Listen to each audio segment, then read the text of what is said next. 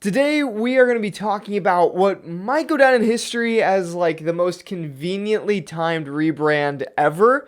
So I'm excited to jump in, but first, let's roll the intro. This channel is about branding, where creativity meets business.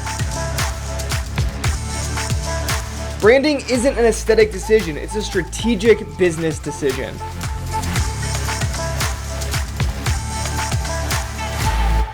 So just a little while ago, Facebook announced that it is rebranding completely, and the Facebook holding company will be no more. From now on, Facebook will be Meta. Now, this doesn't mean the app is changing. Facebook as an app will still be Facebook.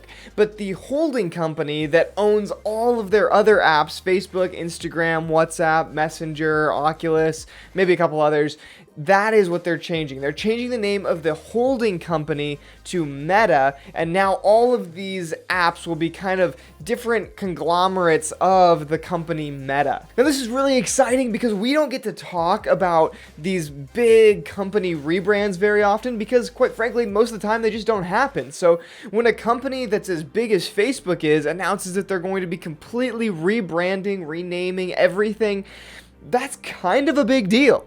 So in this video, I'm going to give my thoughts on the rebrand, what I think it means for Facebook, and also where I think it pushes the industry. But before I give my rating, let me know in the comments down below what you think of the new brand. Maybe you love it, hate it, I don't know. Tell me in the comments. I want to hear your thoughts and start a discussion. So I said in the intro, this might just be one of the most conveniently timed rebrandings ever. And why do I say that? Well, if you've been following the news and not living under a rock, you know that Facebook kind of has a bad rap right now. There's been some real questions when it comes to how Facebook handles data, how it treats their employees, and just kind of the culture of Facebook as a company in general. And most people are kind of coming to an understanding that Facebook might not be the nicest company on the S&P 500. So this rebranding decision, it's not just about Facebook preparing for the future and trying to become a different company. They're trying to actually shirk some of that publicity and get away from the bad brand tax, we call it, that Facebook has in the marketplace. Now, of course, Facebook isn't actually saying that. Facebook is, of course, saying, we want to be Meta because we want to focus on the metaverse and we're going to be developing all kinds of different apps, blah, blah, blah, blah, blah, blah, blah. But everybody that knows anything about what's actually going on is kind of like, oh, you're rebranding because of the metaverse. Okay, Facebook.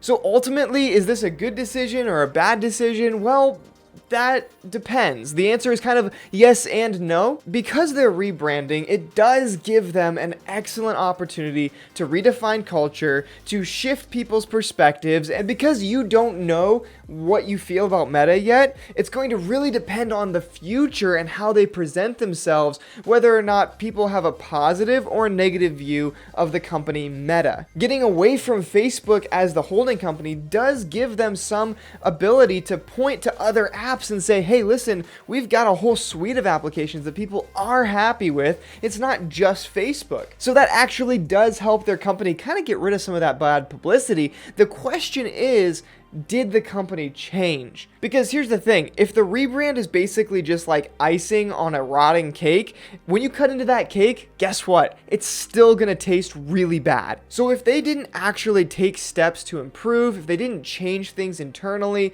and if in the future Meta faces the same problems that Facebook has faced, it's not really gonna make that much of a difference in the public's opinion. But if your brand is struggling with publicity, rebranding can be an excellent opportunity to start shifting that publicity in the right direction. So maybe they changed and, only time is going to tell if this was a good decision or a meaningless decision. So now that we got that out of the way, let's go ahead and talk about what I actually think about the design of this brand for Meta. Now, they say that the name Meta is because they want to focus on the metaverse, and that's kind of this 3D futuristic world that they think is going to exist, and they want to be a player in that. The name, I don't know. I feel like it's kind of okay, I guess, if that's what you want to go with. I don't think anybody really understands what the metaverse actually is. I don't even think Mark Zuckerberg knows what the metaverse is. I think they're just kind of trying to, again, pull something. They want to create something new, and so they're going to just kind of roll with this and see what happens. So because of that, I think the name Meta, if they can actually attach meaning to it and explain what this metaverse is that they're trying to create, yeah, I think it could be a successful name for their company, considering that now they're a tech giant that has lots of different applications. It opens up the door for them to be a lot more like a Google. Now, really quickly, I just want to address the word mark and the color palette for Meta. The color palette is the same blue that they were using for Facebook because they wanted to kind of harken back to that original brand. Same thing with the typeface and the word mark of Meta. They just took the Facebook typeface and they used that for the Meta word mark. So this is actually the typeface that Facebook had designed for them a few years back, and it's their own custom typeface, which is okay. It's not my favorite typeface in the world, but they really wanted to stick true to that kind of original typeface they were already using everywhere. Now, the logo for Meta, the actual loop-de-loop M thing that they have going on, that's where I think the brand gets really interesting, because they did something with this logo that they've been touting quite a bit, and that is they made the logo 3D. So the Metamark is a 3D logo, and they say it's kind of meant to be experienced in 3D. Now, this brings up a really interesting question, right?